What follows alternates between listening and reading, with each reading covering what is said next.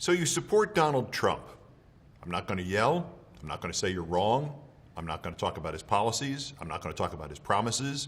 I'm not going to talk about whether he's going to cut your taxes or raise them. I'm not going to talk about whether he's going to make America great again or crash it and burn it. And unlike what you probably think, I'm not trying to get the election overturned. I'm not trying to get Hillary Clinton into the White House. I'm not claiming the Republican Party won't be there for at least the next 4 years. No, this is about him and you.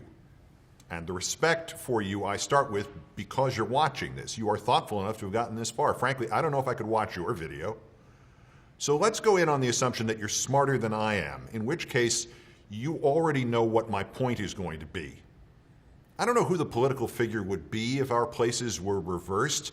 I guess the time I ever got the closest to the position you are in was with John Edwards, who had a problem, and I didn't see it. And while he was not my first choice, I would have supported him for president. He had what I thought was a great, humane set of policies. And he had a wife who was so smart and had been through so much in life that she probably should have been the candidate instead of him.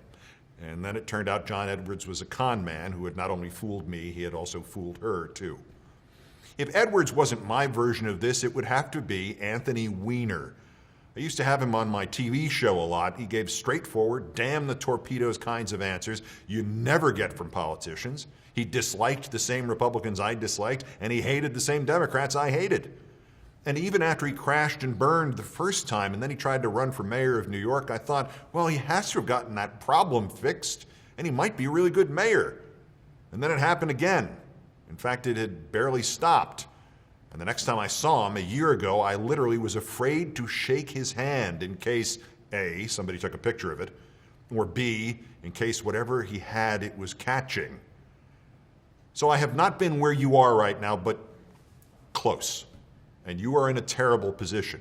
A man whose opinions you agree with has been elected president and is about to be sworn in, and yet I'm pretty sure you know the problem here. You're smart, and generally speaking, the only person who can fool you is you.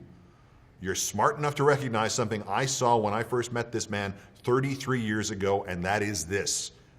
There is something really, really wrong with him. Who does this on Christmas Eve? His tweet was a plug for a documentary about him. Not even a new documentary, a repeat. Who does this on Christmas Eve?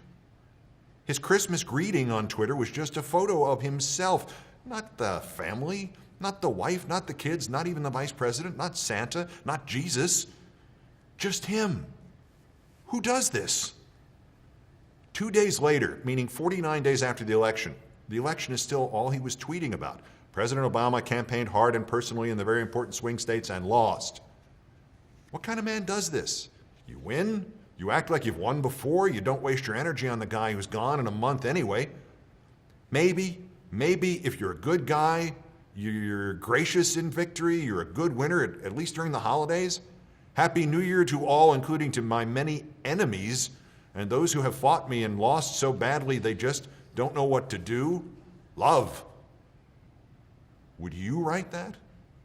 Would you write that when you got votes from fewer people than the other candidate did? Would you call everybody else your enemy? Okay, maybe just because when I interviewed him when I was 25 and he owned a football team and I came away muttering to my producer, what's wrong with that guy? Maybe I'm still wrong.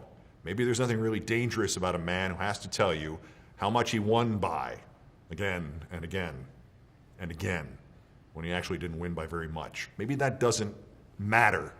Maybe from where you sit, it's only about make America great again and America first and always defending this country because we are right and we need to be loyal to our great nation.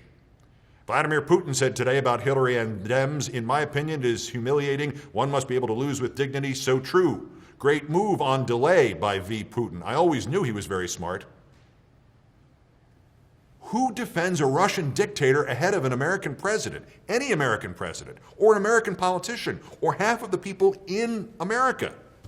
I mean, when he was president, as much as I hated George W. Bush, I never took Vladimir Putin's side against George W. Bush. Would you do that? Maybe you would. I said I wouldn't yell. I'm not going to. To my mind, it is possible for you to agree with Donald Trump and still be a good person. I just disagree with you.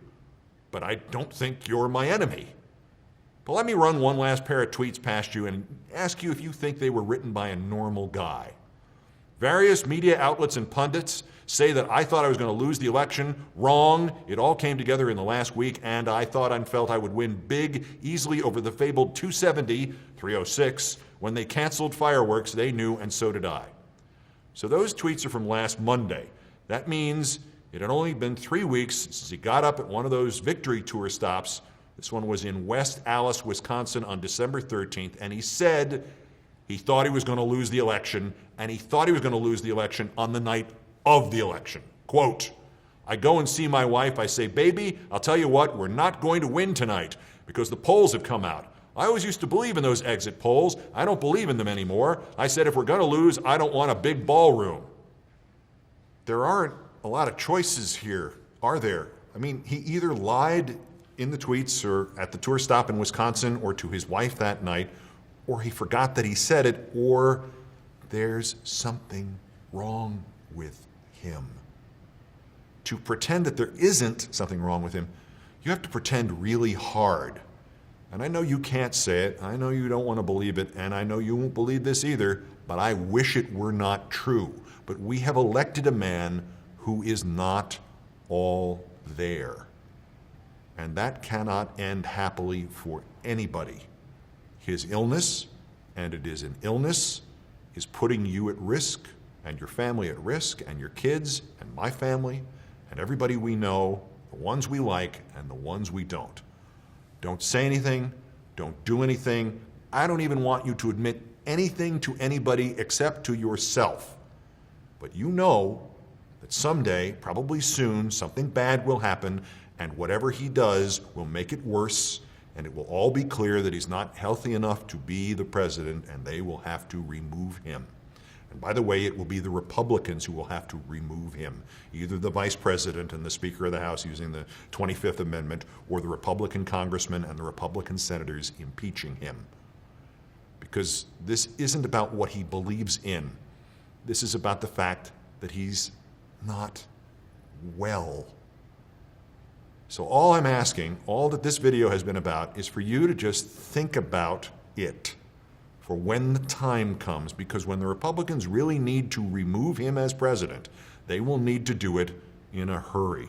And as a Republican, or as a conservative, or as a Democrat, or as an American, or whichever way you describe yourself, it will be a lot easier and a lot safer for all of us if you have prepared yourself and you help them remove him. Because he is not well. Thanks for listening.